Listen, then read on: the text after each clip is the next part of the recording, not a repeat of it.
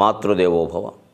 నీ కొనగోరు చాలు జననీ మృదుభావమరంద మాధురీ శ్రీకమనీయ వాక్యతులసీదళ సేవిత పద్మనాభశయ్యాకర దుగ్ధసాగర మహానస శాసక పద్మజా పురాణీకరణీత నవ్యనవనీతము చేకొని మృంగి పొంగగా నీ కొనగోరు చాలు జననీ. ఎన్నో మృదుభావాలు మానవుని మనస్సులో ప్రవేశిస్తూ ఉంటాయి. మనిషికి ఒక్కడికే ఉంది అదృష్టం, మెదడు కాకుండా మనస్సు కూడా ఉండడం. జంతువులకి మెదడే ఉంది, మనస్సు లేదంటారు. మనిషికి మనస్సు ఉంది, అదే రక్ష, అదే శిక్ష. ఈ మనస్సులో పుట్టే రకరకాల భావాలే ఇన్ని కావ్యాలని, ఇన్ని కళల్ని రూపొందించాయి.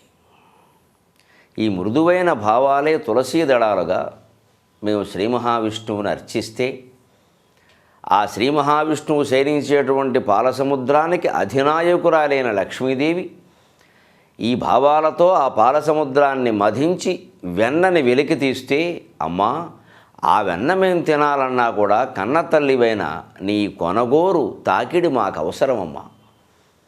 తల్లి ప్రేమ లేకుండా, తల్లి తినిపించకుండా వెన్నను తినలేం, వేణుగోపాలుడి కథలు వినలేం. బాల్యమైనా మహాభారతమైనా తల్లి ఒడిలోనే కదా. అటువంటి తల్లికి నమస్కారం చేయడం ప్రథమ కర్తవ్యం. నీ కొనగోరు చాలు జననీ మృదుభావమరంద మాధురీ శ్రీకమనీయ వాక్యతులసీదళ సేవిత పద్మనాభశయ్యాకర దుగ్ధసాగర మహానస శాసక పద్మజా పురాణీకరణీత నవ్యనవనీతము చేకొని మృంగి పొంగగా నీ కొనగోరు చాలు జననీ.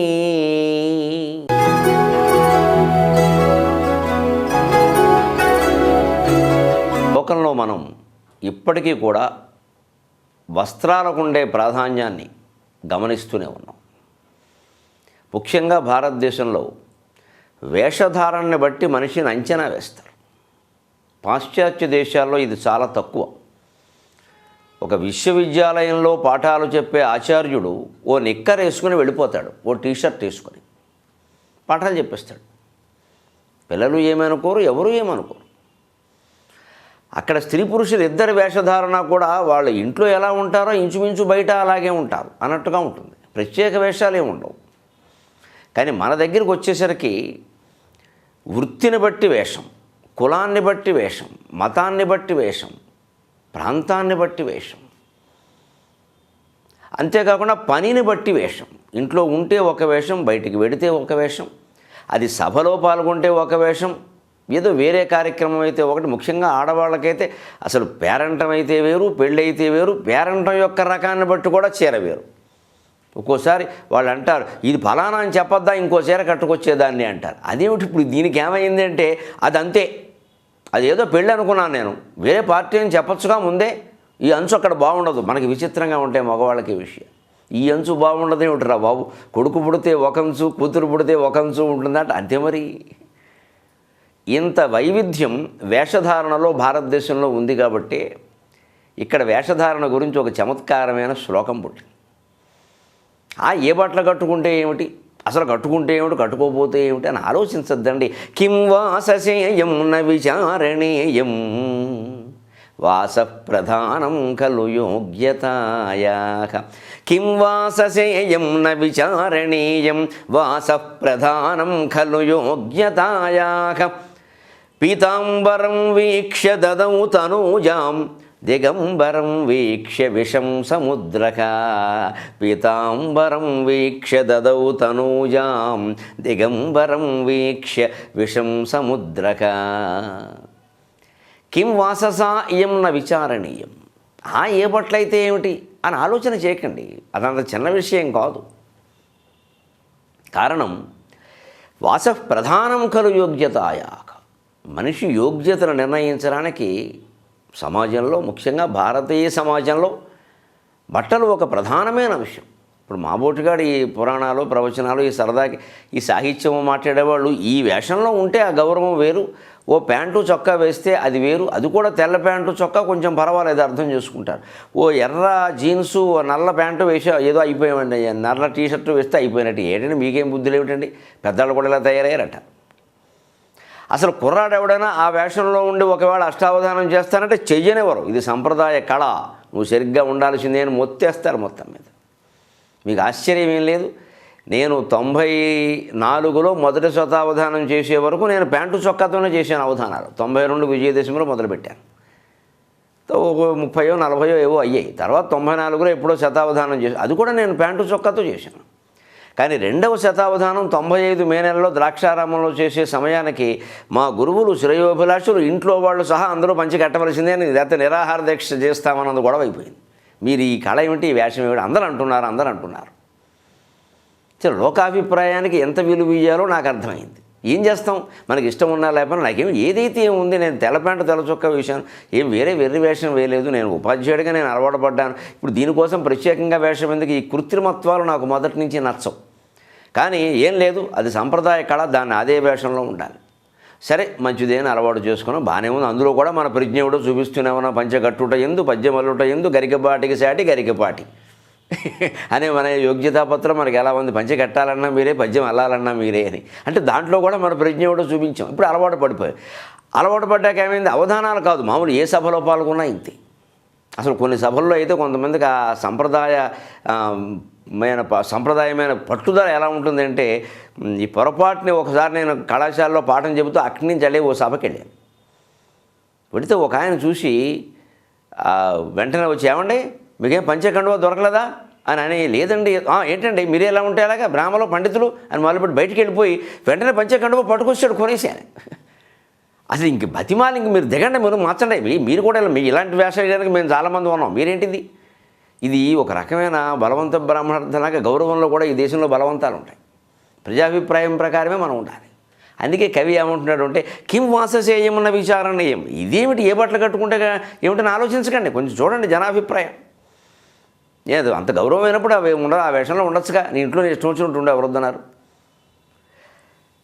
కిం వాససేయమున్న విచారణీయం వాస ప్రధానం ఖలు యోగ్యతాయా. నీ యోగ్యత నిర్ణయించడానికి బట్టలు ఒక్కోసారి ప్రధాన కారణం అవుతాయి. దానికి ఉదాహరణ ఎంత చక్కని పట్టుకొచ్చారంటే, కవి చమత్కారం అంటే హాస్యం అక్కడ ఉంటుంది. పీతాంబరం వీక్ష దదౌ తనూజాం. విష్ణుమూర్తికి సముద్రుడు లక్ష్మీదేవిని ఇచ్చాడు. ఎందుకు ఇచ్చాడు ఏమిటి అవన్నీ వేరే విషయాలు, అవన్నీ మనం ఇవ్వడం లాంటివి కావు అవి. కానీ ఇచ్చాడే లేదా, ఇచ్చాడు. బహుశా ఎందుకు ఇచ్చి ఉంటాడంటే ఆయన పట్టుపట్టు కట్టుకుంటాడు, అందుకని ఇచ్చాడు. అదేమిటా పట్టుపట్టుకుని, మరి అంతే కావాలంటే చూసుకో. శివుడు ఏమీ కట్టుకోడు. దిగంబరం వీక్ష విషం సముద్రక. శివుడు బట్ట కట్టుకోడు, ఎందుకంటే ఒళ్ళు మండి విషం ఇచ్చాడు. నువ్వు ఉన్నా ఒకటే పోయినా ఒకటే అన్నట్టు. నిజానికి అందుకోసం అవి జరగలేదు. శివుడు విషం ఎందుకు తాగాడు, అందులో ఉండే మహత్తరమైన త్యాగం ఏమిటో. సరే, లక్ష్మీదేవి విష్ణుమూర్తిని పెళ్లి చేసుకోవడం విషయాలు మనకు తెలుసున్నవి, అవి చాలా ఉదాత్తమైనవి. కానీ కవికి చమత్కారాలు ఇలాగే ఊరుకోండి, ఏవో కథలు చెప్తారు మీరు. ఏమీ లేదు, పీతాంబరం కట్టుకుంటాడు కదా అని ఆయనకేమో లక్ష్మీదేవి నుంచి పెళ్లి చేశాడు. ఈయన ఏదో బట్టలు లేకుండా తిరుగుతూ ఉంటాడు సన్యాసిలాగని చెప్పి, ఏదేముంది అని చెప్పి ఈయన ఈయన జీవితానికి విలువ ఏమిటన్నట్టుగా విషం ఇచ్చి పారేశాడు. ఇలాగా చమత్కారమైన శ్లోకాలు. పీతాంబరం వీక్ష దదౌ తనూజాం కిం వాససేయం న విచారణీయం వాస ప్రధానం ఖలు యోగ్యతాయాః. పీతాంబరం వీక్ష దదౌ తనూజాం దిగంబరం వీక్ష విషం సముద్రః. దీన్నే ఒక అవధానంలో నేను చమత్కారంగా పద్యంలో పెట్టి చెప్పాను. తెలుగులో కూడా చెప్పుకుంటే బాగుంటుంది, మంచి భావం తెలుగు వాళ్ళకి తెలుగు పద్యంలో ఉంటే మంచిదని. అంబునిధీశ్వరుండు వికచంబుజ నేత్రను లక్ష్మిని అట్టి పీతాంబరధారికిచ్చెను. అంబునిధీశ్వరుండు వికచంబుజ నేత్రను లక్ష్మిని అట్టి పీతాంబరధారికిచ్చెను. దిగంబరుడైన ఉమామహేశుడు ఆడంబరమూర్తిగాదనుచు డాయకహాలకలమ్ము సంగెను. అవును అంబరమిచ్చు గౌరవమదంతటి దింతటిదన్న చెల్లునే. అవును అంబరమిచ్చు గౌరవము అదంతటి దింతటిదన్న చెల్లునే. అంబరమిచ్చే గౌరవం అంతది ఇంతది అని చెప్పలేమయ్యా అన్నాం. అందుకని లోకంలో భారతీయ సంప్రదాయం ప్రకారం పనిని బట్టి పద్ధతిని బట్టి కూడా వేషం ఉండడం మంచిది. ఒక మంచి చమత్కారమైన పద్యం ఒక్కోసారి బాధామయమైన విషయాలలో కూడా కించిత్తు చమత్కారం ఉంటుంది. ఓ నవ్వు వస్తుంది, నిజమే కదా అని. అది కూడా ఉక్తి చమత్కారం కిందకి వస్తుంది. దూరంగా ఉన్నటువంటి వాళ్ళు, మనకి దగ్గర వాళ్ళు, భార్య కావచ్చు, భర్త కావచ్చు, తల్లిదండ్రులు, బంధువులు, ఎవరైనా ఆ దూరంగా ఉన్నవాళ్ళు ఏదో మహత్తరమైన సుఖం ఏదో అనుభవిస్తున్నారని ఆ విదేశాల్లో, మనం ఇక్కడ కష్టాలు పడిపోతున్నామని అనుకుంటాం. ఈవేళ పొట్ట గడవడం కోసం గల్ఫ్ పెడుతున్న వాళ్ళు ఉన్నారు, కూలి పనులు. సరే, మేధావులు అమెరికాలో ఉంటున్నారు, ఏదో అక్కడ సంపాదించుకుని 10 ఏళ్ళు ఇక్కడికి వస్తే ఓ ఇల్లు కట్టుకుని సుఖంగా ఉండొచ్చే అని భావించే వాళ్ళు ఉన్నారు. పూర్తిగా ఉండిపోదామని కాదు అక్కడ. అప్పుడు మనం వాళ్ళకేమీ అమెరికాలో సుఖంగా ఉంటారమ్మా, దిగితే కారు ఎక్కితే కారు వాళ్ళకే అంటారు. వాళ్ళు అక్కడ ఏం కష్టాలు పడుతున్నారో మనకేం తెలుసు. అలాగే ఒక్కోసారి ఇప్పుడు భర్త ఇక్కడ ఉండి భార్య విదేశాల్లో ఉంటుంది. సాధారణంగా గల్ఫ్లో జరుగుతుంది ఇలా. కూలి పనులు చేసుకునేవాళ్ళు పాపం ఆడాళ్ళ అవసరాలు ఎక్కువ అక్కడ. ఇళ్లల్లో పనిచేస్తారు, భయంకరమైన చాకిరీ. కానీ వీళ్ళు ఎందుకు పెడతారంటే పాపం ఏదో అక్కడ దీనారాలు, ఇక్కడ ఒక దీనారు పెట్టి ఏదో పట్టుకొస్తే ఇక్కడ ఒక 50 రూపాయలు, 60 రూపాయలు. అందుకని ఏదో నెలకు వాళ్ళు ఏదైనా 1000 దీనారాలు ఇస్తే 50,000 సంపాదించినట్టే. మన బతుకు అక్కడ వెళ్ళిపోతుంది. నెలకు 10,000 ఇక్కడికి, 20,000 ఇక్కడికి పంపిస్తే మరి వీళ్ళు బతుకుతారు కదా అని చేస్తారు. అటువంటిప్పుడు ఆ భర్తని, పిల్లల్ని ఇక్కడ వదిలేసి ఆ భార్య ఒక్కత్తి ఆ ఇంట్లో అడ్డమైన చాకిరీ చేసుకుంటూ ఉండడం ఎంత కష్టం అండి. ఇక్కడ ఈయన ఏమనుకోండి, ఆయనకి ఏమో అక్కడ ఏసీ ఇళ్ళు ఆవిడకి పని చేస్తే ఏమైంది, జమీందారు ఇళ్ళలో ఉంటుంది అంటాడు. ఏమో అరబు షేకులు ఏం చంపేస్తున్నారో అమ్మాయిని ఈయనకేం తెలుసు. ఇలా ఒక్కోసారి మనకు కావలసిన వాళ్ళు దూరంగా ఉంటే వాళ్ళు ఏదో అక్కడ సుఖపడిపోతున్నారని మనం ఇక్కడ కష్టాలు పడుతున్నామని అనుకుంటామే. దీని గురించి జగన్నాథ పండితురాయలు మంచి భావన చేశాడు. ఆ భావనని మహీధర నరళీమోహన్ గారు తెలుగు పద్యంలో చెప్పారు. ఒక మగహంస, ఆడుహంస రూపంలో. నానాదుండు పరాగమంటినమయ్యన్ పద్మాకరం బంధు ఎందేనిన్ సుష్ఠుగా పద్మముల్మెసవుచున్ హేలా గతిన్నిల్చు. నానాదుండు పరాగమంటినమయ్యన్ పద్మాకరం బంధు ఎందేనిన్ సుష్ఠుగా పద్మముల్మెసవుచున్ హేళన్ ప్రవర్తించునంచు. ఆనందించడి హంసి ఏమెరుగు, ఆనందించడి హంసి ఏమెరుగు. పంకాలోడన ప్రక్రియన్ దీనుండైన మొగండు నాసుబిసరే నిల్లేకపస్తుండుటల్. పంకాలోడన ప్రక్రియన్ దీనుండైన మొగండు నా చూపిసరేని లేకపోస్తుండుటల్. ఒక సరోవరంలో ఒక హంస ఉంది. ఈ రెండు కూడా ఏదో ఎక్కడో కాకినాడలో ఉండే చెరువులో ఉన్నాయనుకుందాం. ఎక్కడ హంసలు ఉండకూడదా? ఉన్నాయి. ఇందులో ఒక హంసకు అనుకోకుండా మానస సరోవరానికి వెళ్ళే అదృష్టం కలిగింది. ఏదో దానికి అవకాశం వచ్చింది. అంటే ఏదో విదేశాల్లో ఉద్యోగంలాగా అనమాట. ఈ ఆడహంస ఇక్కడే ఉంది. అది అంటూ ఉంటుంది పక్క వాళ్ళతోటి, మా ఆయనకేమి బంగారం మానస సరోవరంలో ఉన్నాడు. నానాదుండు పరాగమంటినమయ్యన్. ఇక మానస సరోవరంలో బంగారపు తామర పూలు ఉంటాయట, బంగారపు కలువ పూలు ఉంటాయట. ఏమిటో ఎలా ఉంటాయో ఎవరో చూడాలి, అందరూ చెబుతూ ఉంటారు. అసలు చూడని వాటి గురించి, తెలియని వాటి గురించి, లేని వాటి గురించి మాట్లాడుకోవడమే మనకి చాలా ఆనందం ఉన్న జీవితం కంటే. అది ఏదో గొప్పట, ఇది ఏదో గొప్పట అంటూ మళ్ళీ వచ్చే జన్మకైనా వస్తే అనుకుంటూ ఉంటాం. అలాగా బంగారపు తామర పూల పరాగం కూడా బంగారమే కదా. మా ఆయన ఒంటి మీద అలా బంగారపు రేణువులు ఇలా అలా అలా ఉంటాయట. చక్కగా పద్మాకరం బంధు గొప్ప బంగారపు తామర పూలుట. అసలు బంగారపు తామర పూలు అయితే తినడానికి పనికిరావు. ఇప్పుడు బంగారపు కంచం పెట్టుకుంటా కానీ అన్నం బంగారం పెట్టుకోడు కదా ఎవడను. మెరుగు బంగారము మింగబోడు అని. అందుకని ఆ బంగారపు తామర పూలు పుప్పొడి మీద పడుతూ ఉంటే చక్కగా ఒళ్ళంతా మెరిసిపోతూ ఉంటే ఆ తామర పూలు అందుకుని చక్కగా సుష్ఠుగా నేను పద్మముల్ మెసెవడిన్. హాయిగా పద్మాలు తామరతూళ్ళు తింటూ ఉంటాడు శుభ్రంగా. మనకి మామూలుగా తెలుగు వాళ్ళ ఆచారంలో కూడా వంటల్లో ఒకటి ఉంది. లేత తామరతూటి ముక్కలు తీసుకుని దాన్ని మంచి ఆవాలతోటి, ఇంగువతోటి పోపు పెట్టి దాంట్లో కాస్త నిమ్మ పులుసు కలిపి శుభ్రంగా తినేవారు. మధురమైన పదార్థం మరి. దాని గురించి కాశీఖండంలో శ్రీనాథుడు వర్ణిస్తాడు. శ్రీనాథుడు వర్ణించడంగా, శ్రీనాథుడు అంటే ఏదో భోజన ప్రియుడు వర్ణించాడు అనుకుంటాం. కానీ శంకరాచార్య స్వామి శివునికి చేసేటువంటి షోడశోపచార పూజా విధానంలో నైవేద్యంలో ఈ తామరతోళ్ల వేపుడును వర్ణిస్తారు. ఎంత అద్భుతంగా చెబుతాడు ఆయన. అంచేత ఆ తామరతోడు తినే అలవాటు ఉంది, మన హంసలు తింటాయి. అలా శుభ్రంగా తింటూ ఉంటాడు మా ఆయన అక్కడ కూర్చుని అని అనుకుంటుంది. కానీ ఈ హంస ఏమెరుగు, ఈ ఆడహంసకి ఏం తెలుసు అక్కడ మొగుడు ఎన్ని పాటలు పడుతున్నాడు అంటే. ఒక్కోసారి మానస సరోవరానికి వెళ్ళి మనం అనుకున్నది వెంటనే దొరుకుతుందని ఏం చెప్పలేం. ఒక 10 రోజులు నానాయాతన పడితే కానీ ఆ బంగారపు తామరతూళ్ళు ఏవో దొరకపోవచ్చు. ఎందుకంటే అక్కడ చాలా అనుభవం కలిగిన హంసలు ఉంటాయి, ఎప్పటి నుంచో ఉన్నాయి. అవన్నీ దీన్ని రాణిస్తాయా? నువ్వు కొత్తగా వచ్చో జూనియర్ అంటాయి, గింటేస్తాయి. ఏ రంగంలోనైనా అంతే. మనం ఏదో పెద్ద ఉద్యోగం కోసం నేవీ దేశాలే పెడతాం. అక్కడ చాలామంది ఇదివరకే ఉన్నారు. వాళ్ళు మన రాణిస్తారా? వీణెవడండి ఇండియా నుంచి వచ్చాడు, ఏంటి ఈయన పెత్తనం ఏంటి ఇక్కడ, మనం ఇక్కడ అమెరికా వాళ్ళు ఎంతమంది ఉండగా అని ఆయనకు ఒక చిన్న బాధ్యత ఇస్తారు, చిన్న ఉద్యోగం. అదేదో చేస్తూ కూర్చోవాలి.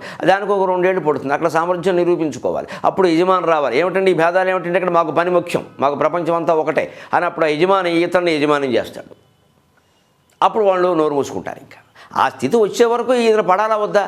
అలాగే ఈ హంస ఏం చేస్తున్నారు పాపం, పంకాలోడన ప్రక్రియను చివరికి పెద్ద హంసలు అంతకుముందే ఉన్నవన్నీ అక్కడ దీన్ని ఆహారం తినేయకుండా చేస్తే ఆ బంగారపు తామరతూళ్ళు బంగారపు పుప్పొడి దొరక్కపోగా అసలు ఆహారమే లేక చిక్కి శల్యమైపోయి ఏం చేయాలో తెలియక ఆ మానస సరోవరంలోనైనా కింద ఉండేది బురదే కాబట్టి ఆ లోపలికి ఆ బురదలోకి ఆ ముక్కు పెట్టి ఇలా ఇలా ఇలా ఇలా పంకాలోడన ప్రక్రియను ఆ బురదకి ఎలుక్కుంటూ కూర్చుని చివరికి ఏమీ దొరక నాచు పెసరే నేను లేక పస్తుండుటల్, ఒక నాచు మొక్క కూడా దొరక పస్తు పడుకున్న విషయం దీనికి ఏం తెలుసు అన్నాడు ఆయన.